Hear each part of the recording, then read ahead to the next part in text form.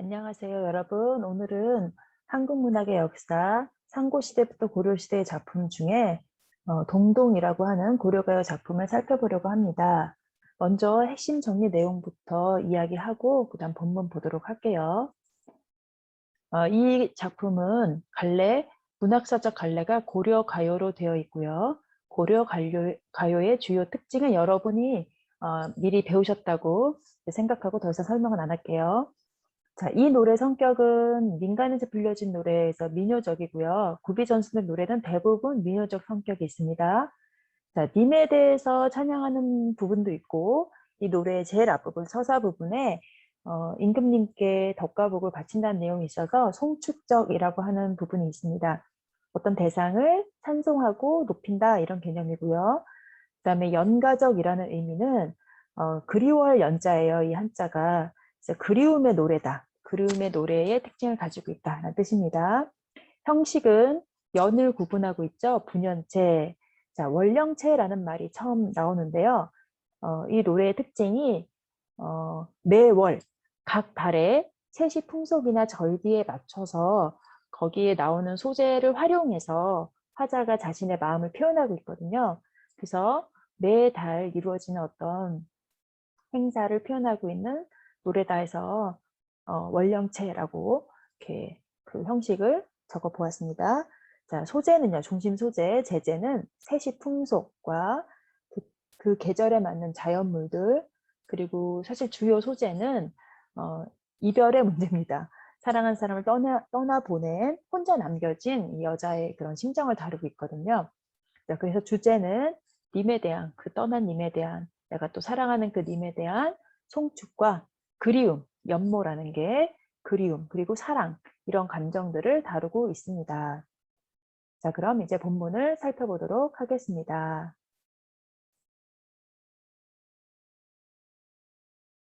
네, 이제 동동 같이 보도록 할게요. 교과서 본문 188쪽에서 191쪽입니다. 제목이 동동이고 이 동동이라는 제목은 후렴구에서 온 걸로 추정이 됩니다. 후렴구에 아으 동동 다리 이게 이제 매년에 반복이 되고 있는데요. 자, 보시면 후렴구 먼저 얘기할게요. 뜻이 없죠. 아으는 감탄사고 이제 뜻이 없습니다. 이렇게 뜻이 없는 후렴구들은 대체적으로 악기 소리를 흉내낸 것 같다라는 가설로 설명을 하고 있죠. 노래로 불려졌기 때문에 아마 그 노래의 흥취를 불러일으키는 악기 소리를 따라서 흉내낸 것 같다라고 합니다. 그래서 동동다리, 이 동동이 계속 반복이 돼서 이 노래의 제목이 동동이 된 것 같습니다. 자, 첫 번째 연부터 보면 1년은 덕을한 곰배에 받잡고 보글한 림배에 받잡고 덕이여 복이라 호날 나자라 오소이다. 이렇게 읽고요. 자, 해석한 걸 보면 덕일랑 신령님께 바치옵고 그래서 곰배라는 단어를 신령님이라고 해석했어요. 원래 곰배는 어, 뒷잔 이런 뜻이고요. 림배는 앞잔 이런 뜻으로 보통 얘기를 하는데 잔의 의미보다는 이제 신령님께 그리고 임금님께 이런 식으로 해석을 많이 합니다. 그래서 덕과 복을 신령님이나 임금님 같은 훌륭한 존재에게 바친다. 이런 게 이제 1년의 주된 내용이에요. 자, 덕이며 복이라 하는 것을 나자로소이다. 나자라는 바치러 오십시오. 이렇게 해석했죠. 그래서 이 1년의 내용을 정리를 하자면 임, 임금님이죠. 또는 신령님, 임금님, 신령임의 덕과 복을 기원합니다.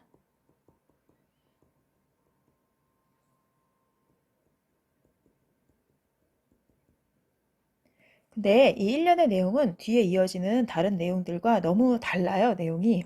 그래서 이 부분을 따로 띄어서 서사 이렇게 얘기를 합니다. 그래서 1년 이 서사의 내용은 님의 덕과 복을 기원한다. 이렇게 정리를 해볼 수 있을 것 같네요. 자, 두 번째 연으로 넘어가겠습니다. 두 번째 연이면서 전체 내용의 그 본사에서는 첫 번째를 할 수 있는데요. 바로 2연부터 끝에까지는 이제 본사라고 얘기를 해요. 자, 미리 보신 분들은 알겠지만 이 2연부터 나오는 부분은 각 연의 첫머리에 몇 월달인지가 나옵니다. 정월. 정월은 음력으로 한 해의 첫 번째 달이죠. 음력으로 첫 번째 달입니다. 그래서 1월이란 소리랑 똑같죠?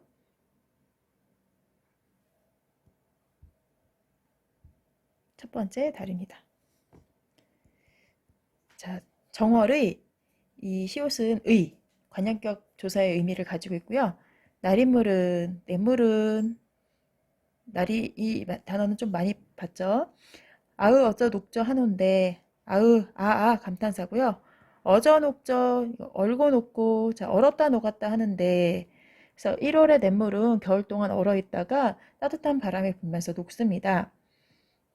이 자연은 어떠냐면 상태가 변해요. 시간이 지나면서. 그런데 자, 누리 가운데 나고 누리 이제 세상으로 해석했고요. 세상 가운데 나서는 몸하 하울로 열서. 자, 몸하 몸이 나오는데 이거 이 몸이라고 해서 이 몸 누구의 몸? 화자의 몸이죠. 화자를 가리킵니다. 자, 화자는 하울로 홀로 열셔 지내다 지내네 이런 뜻인데요. 살아가네 이렇게 해석했어요. 여다 살아가다. 무슨 소리냐면 나는 여전히 혼자 살아가네 이런 의미예요. 그냥 혼자가 아니라 계속 나는 혼자 살아가네. 즉 여기 보시면 이 몸, 이 화자는 어때요? 화자는 상태 변화가 없어요 이런 뜻이죠. 상태의 변화가 없어요.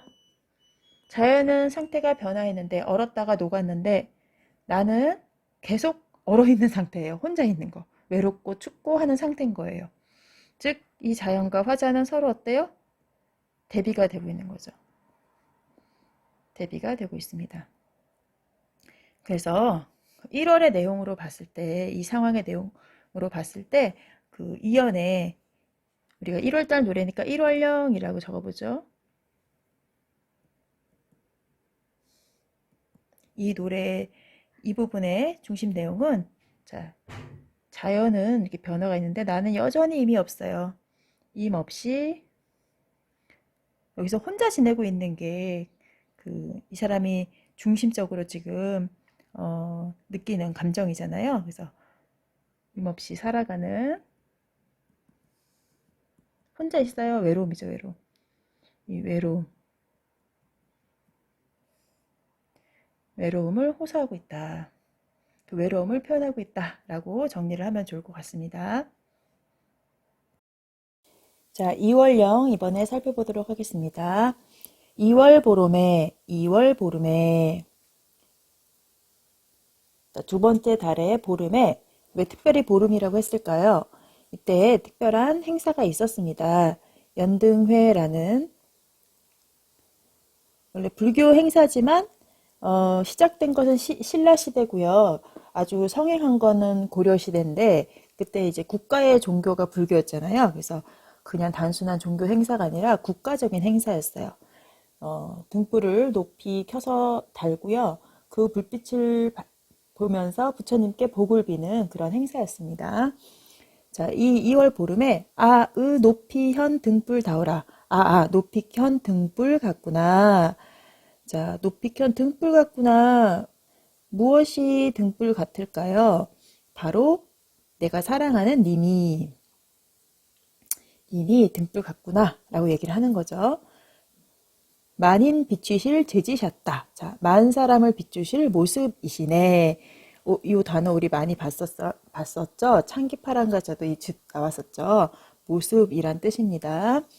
그래서 우리 님의 그 모습이 여러 사람들에게, 많은 사람들에게 아주 빛을 비추어주는 훌륭한 우리 님이다. 이런 식으로 표현을 한 거고요. 바로 우리 님이 가지고 있는 어떤 고매한 님의 인품을 자, 이 등불에 빗대서 표현을 한 거죠. 뭔가 창기파랑가의 그 달에 기파랑의 고매한 인품을 빗대서 표현한 것과 좀 비슷한 그런 이미지다라고 볼 수도 있죠. 만인을 비추실 모습이구나 하면서 감탄을 합니다. 감탄을 해서 되게 이렇게 영탄적인 어조를 볼 수가 있고요. 되게 여기서 임에 대해서 이렇게 높여주고 있기 때문에 이 임을 바라보는 이 태도는 굉장히 예찬적이구나 라고 볼 수 있을 것 같아요.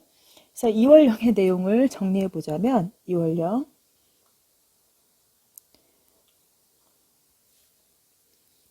우리 님의 아주 빼어난 또는 고매한 인품을 찬양하고 있습니다.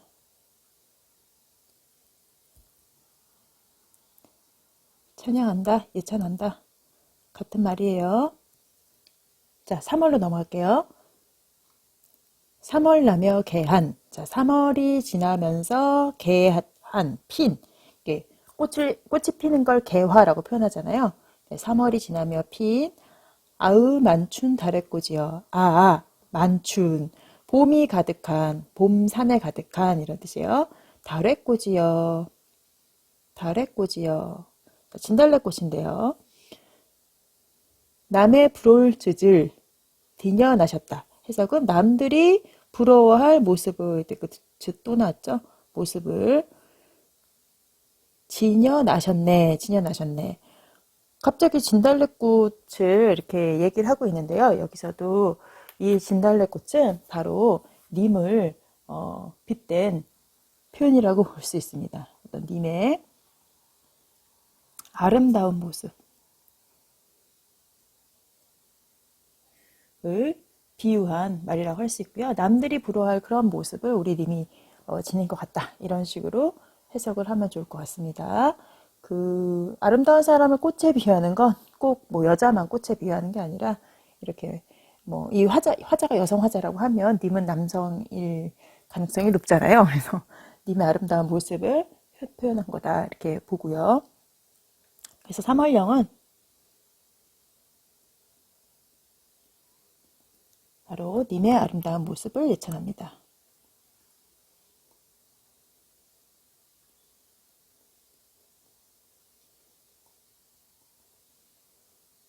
우리 정월령에서 1월령에서 님 없이 혼자 지내는 화자의 어떤 처지를 얘기해 줬고요.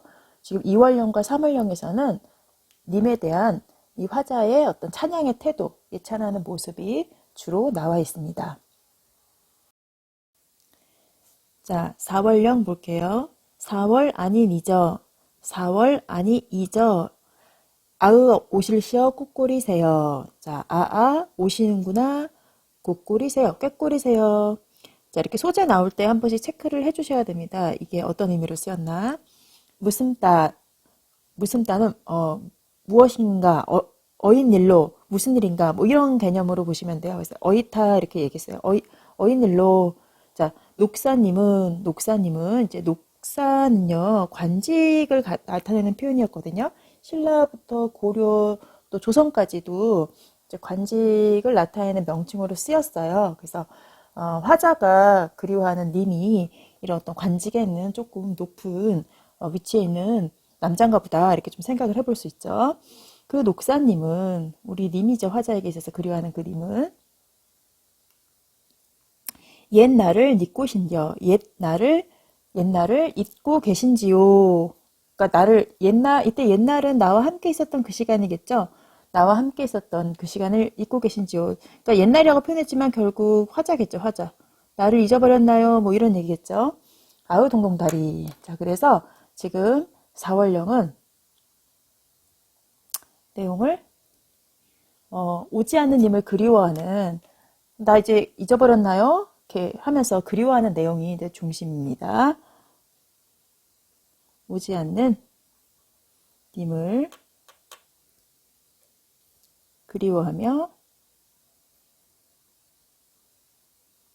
원망하는, 어떻게 날 잊어버릴 수가 있어? 라는 그런 마음이 좀 담겨져 있는 부분이죠.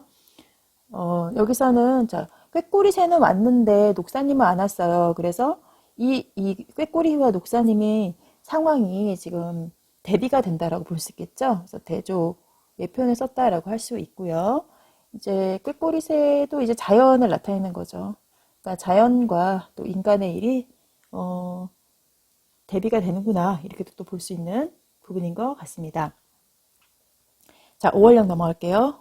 5월 5일에, 자, 5월 5일에, 그냥 5월에가 아니라 이렇게 구체적으로 날짜가 나왔잖아요. 이럴 때는 보통 특별한 날이죠. 절기로 지켜지는 날입니다. 그래서 5월 5일은 단오예요. 단오. 요즘에도 단오 얘기를 하죠. 현대에도. 단오에는 단오떡을 해먹고 여자는 청포물에 머리를 감고 그네를 띠고 남자는 씨름을 하는 그런 날로 날이 좀 더 따뜻해지면서 되게 푸르고 좋은 때거든요. 그래서 굉장히 그 봄날의 좋은 날을 좀 즐기는 그런 시기인 것 같아요. 아으 수린날 아침 야근. 자, 이 수린날이 그냥 단오날을 가리키는 거예요. 수린날, 단오날을 가리키는 말이고요. 단오날 아침 약. 이때 약이 뭐냐면 이때 먹으면 좋다고 하는 그 인무초즙이에요. 전통적으로 이때 이 약초를 달여서 먹었는데 이제 건강을 위해서 먹었겠죠. 이제 좀 있으면 뜨거워지는 여름이 오는데 그 여름을 잘 견뎌낼 수 있는 그런 일종의 이제 약입니다. 그 약은 즈문헬 장존하샬. 즈문이 천이거든요. 천의 고유어인데 천년을 장존 오랫도록 존재. 길이 사실 약이라 받잡노이다. 약이라 하여 바치옵니다. 약이라 하여 바치옵니다. 누구에게 바칠까요? 누구에게? 자, 님에게죠. 님에게. 님에게 그 약을 바치고 싶다. 님이 오래오래 천년 동안 건강하게 살기를 바래서 바치는 거겠죠. 자, 그래서 이 오월령의 내용을 정리를 하자면 사랑하는 님의 장수를 기원하는 거죠. 그래서 님의 오래 사는 거, 장수를 기원함. 이렇게 내용을 정리할 수 있겠죠. 여기서 소재의 어떤 상식적 의미를 보자면 단오날 아침 약. 이 약은 화자가 님에게 바치는 거잖아요. 그래서 화자가 님에게 드리는 어떤 사랑의 마음을 상징한다. 라고 볼 수 있겠죠. 자, 6월령 보겠습니다. 6월 보름에, 자, 또 날짜가 나왔네요. 6월 보름. 이때는요, 유두일이라는 절기입니다. 아마 낯설 거예요. 요즘 지켜지지 않는 절기고요. 신라 때 유래한 절기로서 나쁜 일을 떨어버리기 위해 동쪽을 향해서 머리를 감는 풍속이 있었다고 합니다. 액을 쫓아버리기 위해서. 그래서 일종의 민간 신앙과 연결된 날인데요. 이날 처음 머리를 풀고 빗고 이제 감고 하는 일을 했겠죠. 뒤에 빛이 나오는데 그래서 이 절기랑 관련이 있습니다. 아으 별의 발연빛 다오라. 별의 발연빛. 아, 벼랑에 버린 빛과 같구나. 자, 무엇이 벼랑에 버린 빛과 같을까요? 바로 화자입니다. 화자. 이 빛은 화자의 처지를 상징한다라고 보여져요. 돌아보실 님을 적금 존이노이다. 잠깐 쫓아갑니다. 님을 그렇게 그리워하는데 이 님은 오지 않고 근데 이 님과 사랑한 시간이 있었을 거 아니에요? 님에게 있어서 나는 이렇게 한 번 머리를 빗고 버리는 그 빛과 같은가? 그런 처진가? 라는 생각이 이제 드는 거죠. 그래서 이 유월령의 내용을 정리해 보자면 자신의 그런 버림받은 처지 라는 것을 인식하면서도 하지만 버림받은 처지에도 어떻게 하겠다? 님이 잠깐이라도 돌아본다면 어떻게 해요? 쫓아간다. 이런 소리입니다, 지금. 잠깐이라도 쫓아가고 싶어요. 버림받은 처지에도 님을 따르겠습니다. 라는 님에 대한 이 화자의 절절한 사랑을 표현하고 있는 부분이에요. 자, 6월. 이제 반 왔습니다. 1년 중에 반을 왔고요. 다음 7월로 넘어갈게요. 7월 보름에, 자, 7월 보름, 또 7월 보름 또 뭔가 절기가 나오겠죠? 자, 7월 보름은요, 백중날이라고 합니다. 백중날. 백중날이라고 하는 절기인데요. 이때는, 이것도 불교 행사예요. 승려들이 그 제사를 이제 그 배설해서 부처님께 공양을 하는 그런 날입니다. 아으 백종 배하야 두고, 그래서 이 말에서 아마 백중날이라는 이 명칭이 온 것 같은데요. 그 한자로는 백종, 100가지 종류죠. 여러 종류의 그 재물들을 차려놓고 이때 배라는 게 배설하다 요 한자 단어가 있거든요. 지금도 쓰거든요. 이렇게 잘 차려놓다, 벌려놓다 이런 의미의 그런 단어예요.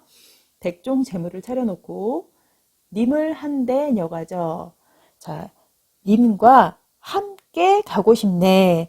이것도 이제 이 제사 음식을 사실은 부처님께 바친다고 배설해 놓지만 그 제사가 끝나고 의식이 끝난 뒤에는 거기 모인 사람들이 다 나눠 먹지 않겠습니까? 그 음식을 이제 님과 함께 즐기면서 이 절기 또한 님과 함께 보내고 싶다. 이런 이제 소망을 표현하고 있는 거죠.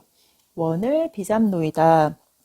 그 소원을 빕니다. 바로 부처님께 그 소원을 비옵니다. 라는 뜻이겠죠. 그래서 7월령도 내용을 정리해 보자면 이 백중날 화자가 님과 함께 지내기를 초원하고 있는 거죠. 그래서 님과 함께 지내기를 소원하고 있습니다.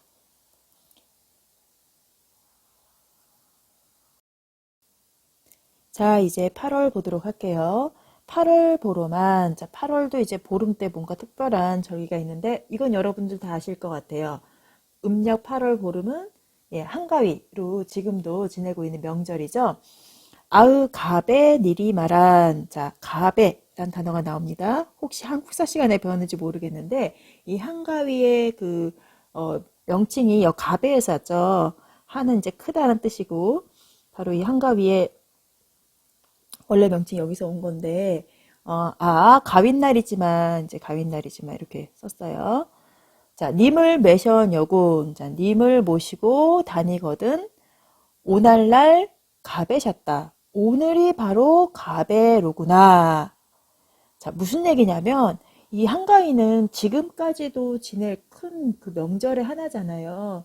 그, 맛있는 그, 먹을거리를 가득 나눌 수 있는, 그리고 되게 그 가족들과 많이 이렇게 모이고 사람들이 즐겁게 보내는 명절 중에 하나거든요. 그 햅쌀로 송편을 빚고 햇과일 따위 음식을 막 이렇게 장만해서 차례도 지내고 뭐 이런 진짜 먹을 게 많은 되게 그런 풍성하고 좋은 날이에요. 굉장히 큰 축제 날이죠, 사실은. 축제 날인데 그 축제 날이 사실 아무리 먹을 게 많고 아무리 흥성스러운 파티가 벌어져도 사랑하는 님이 없다면 의미가 없잖아요. 그래서 이 얘기는 님을 모시고 다녀야만 그런 날이, 그런 오늘이 한가위다. 이런 뜻이에요. 그래서 님이 없는 8월 보름 이 가윈날은 나한테 의미가 사실은 없다. 그런 얘기입니다. 그래서 8월령은 그만큼 님이 그립다라는 님에 대한 그리움을 표현하고 있습니다.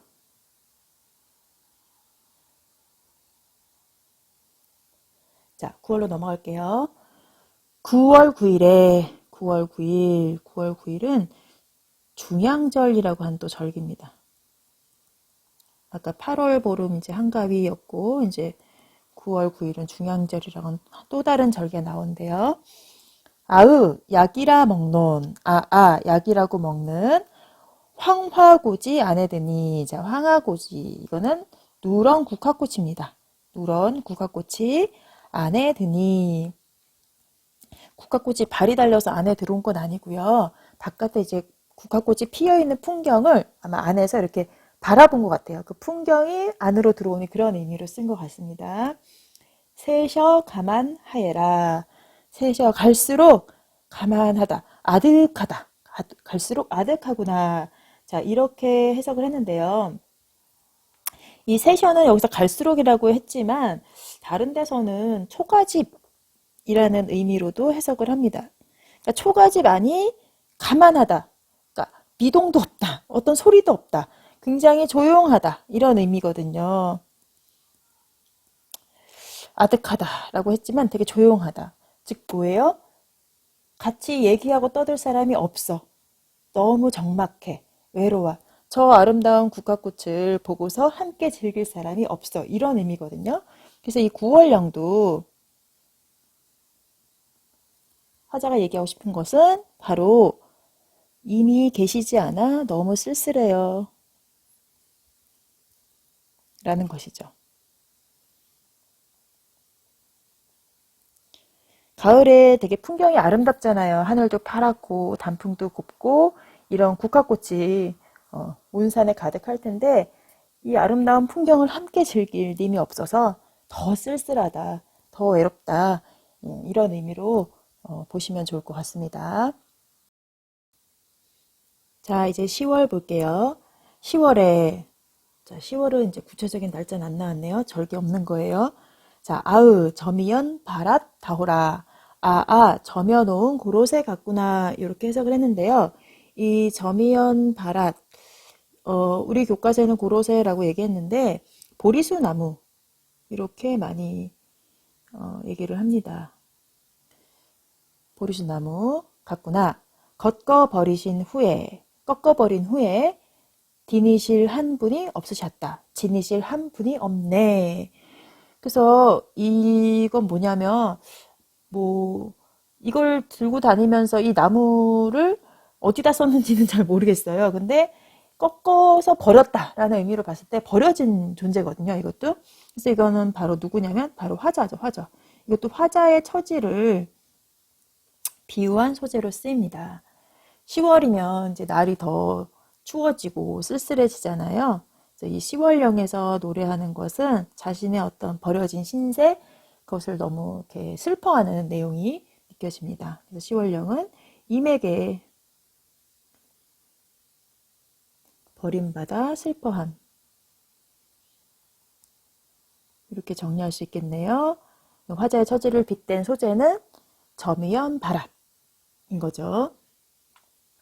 자, 11월 보겠습니다. 11월 봉당 자리에 11월에 봉당 자리에 아으 한삼 덮어 누워 한삼을 덮고 누워 이 한삼은 속적삼 이라고 하는데요. 두꺼운 이불이 아니라 좀 얇은 이불 정도의 개념으로 보시면 좋을 것 같아요. 이걸 덮고 누워 슬할 살아온겨 슬픔을 사르고 있네. 이렇게 뭐 만화나 영화나 이런 데서도 보면은 외롭고 슬프고 한 주인공이 뭐 이불 막 뒤집어 쓰고 울고 있잖아요. 뭐 그런 장면이다라고 생각하면 좋을 것 같아요.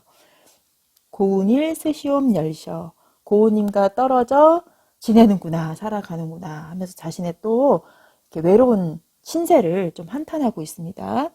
자, 11월령 내용을 정리해 보면 인과 떨어져 있어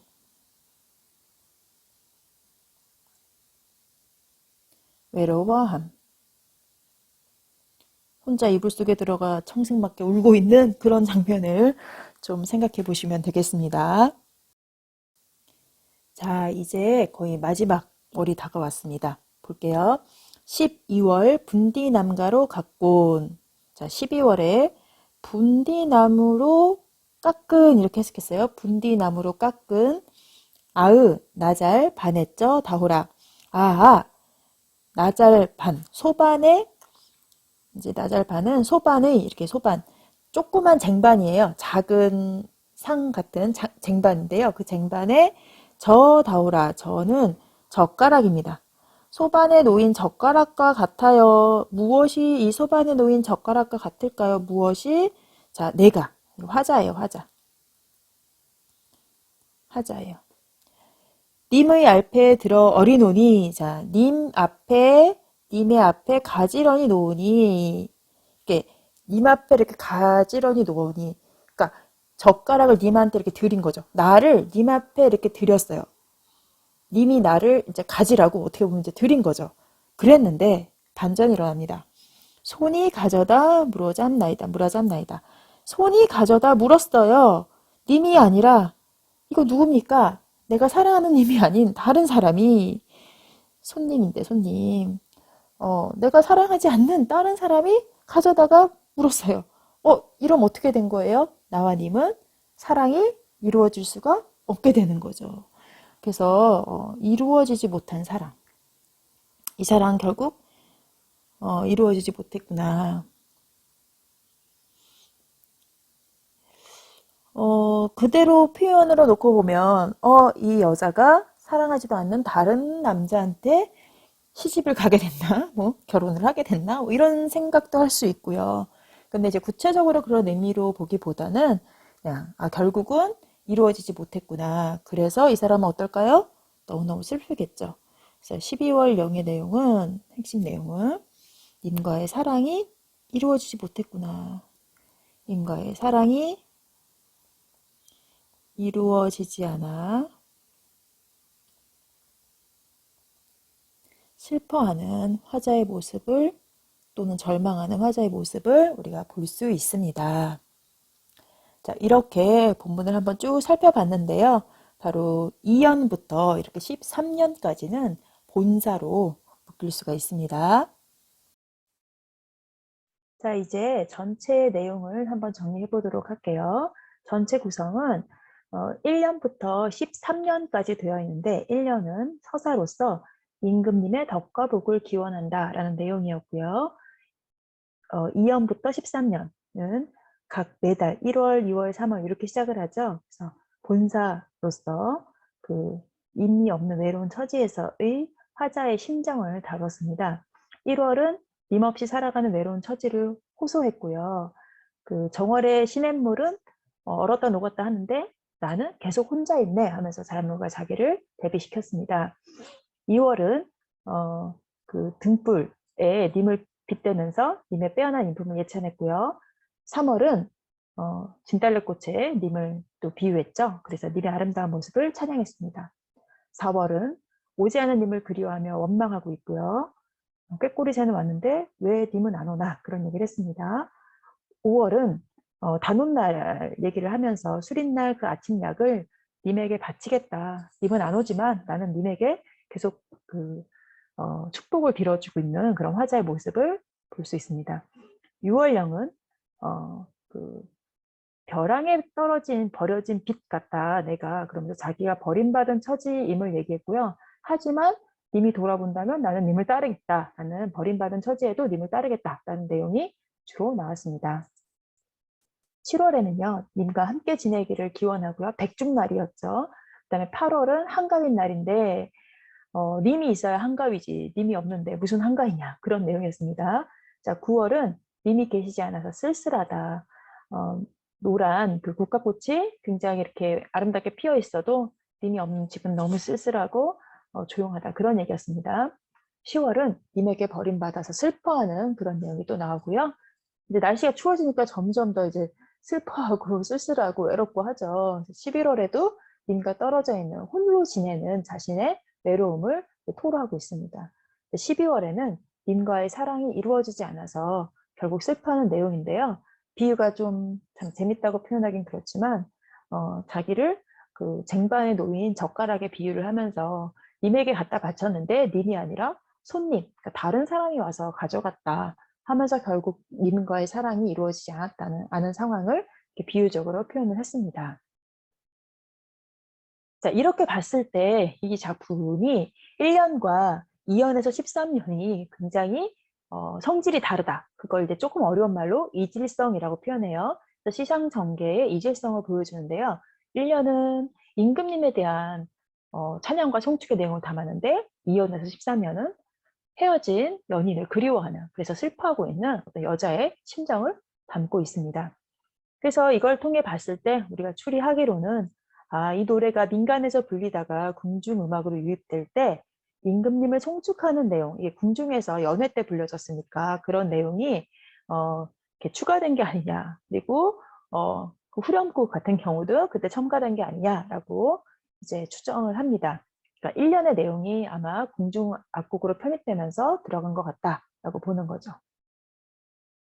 그리고 사실 2년에서 13년도요, 어떤 내용이 쭉 연결된다기보다는, 다양한 이별 후의 그런 감정들을, 이렇게 좀 파편적인 감정들을 이렇게 그 달마다 이렇게 모아놓은 것 같거든요.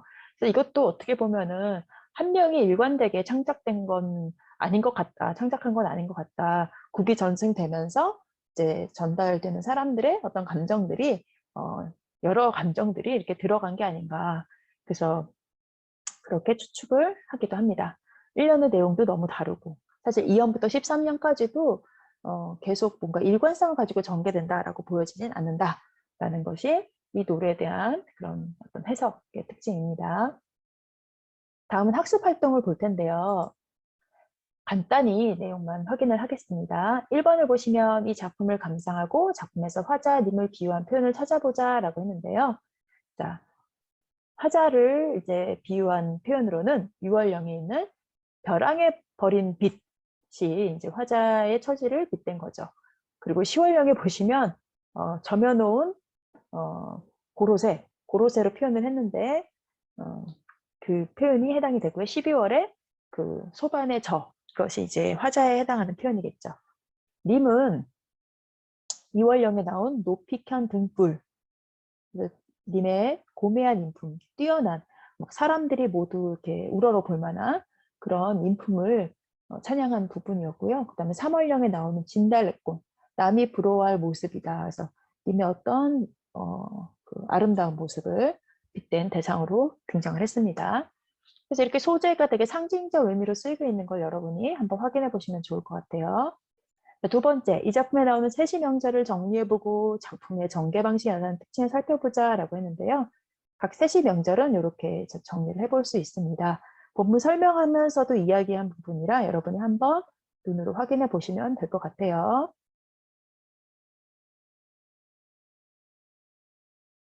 그 다음에 3번 넘어갈게요.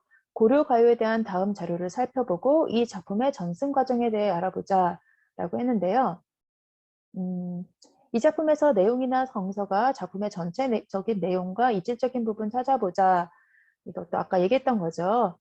1년이 굉장히 다르죠. 2년에서 13년은 남녀 간의 애정 문제인데 서사인 1년은 님에게 복을 바치러 온다. 임금님께 복을 바치러 온다. 그래서 이 내용이 굉장히 다르다. 이질적이다. 라고 했었습니다. 두 번째, 이런 부분이 나타나는 이유, 고려가요 전승 과정과 관련지어 말해보자. 이때 이 노래가 궁중에 유입되어 연회에서 불려졌다는 사실과 관련지어서 아마 연회 의식요라는 건 어떤 행사에 불러진 노래란 뜻이에요. 그런 노래로서의 면모를 갖추기 위해 본래 없었던 것을 덧붙인 것 같다라고 그렇게 정리를 하시면 되겠습니다. 자, 이상으로 고려가요 동동에 대한 내용을 이제 다 정리를 했고요. 혹시 더 궁금한 거나 더 알고 싶은 부분들은 이후에 이제 선생님들과 수업에서 여러분이 질문하시면서 알아보시면 좋겠습니다. 뒤에 이어지는 퀴즈도 열심히 풀어보세요. 수고하셨습니다.